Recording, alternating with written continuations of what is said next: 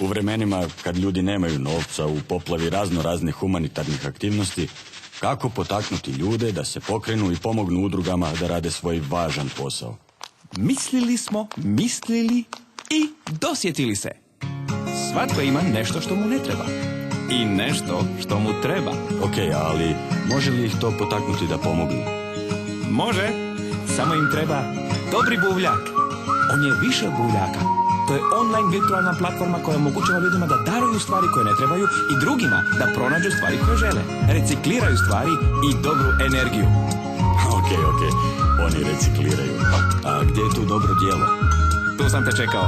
Kupac umjesto prodavatelju novce uplaćuje humanitarnoj udruzi po svom izboru. Super transparentno. Prodavač se riješi nepotrebnog, kupac dobije željeno, a udruga novac bez kojeg ne može funkcionirati. To je win-win-win situacija.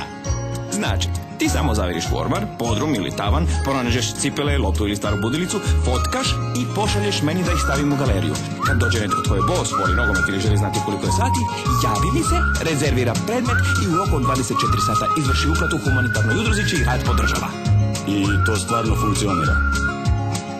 Of course! U zadnjih par mjeseci spojili smo preko 300 ljudi dobre volje. Pomogli brdo udruga, dali intervjue za jutarnji, večernji, HRT, Novu TV, više web portala, a prelaskom s Facebooka na vlastitu stranicu nebo je granica. Cool!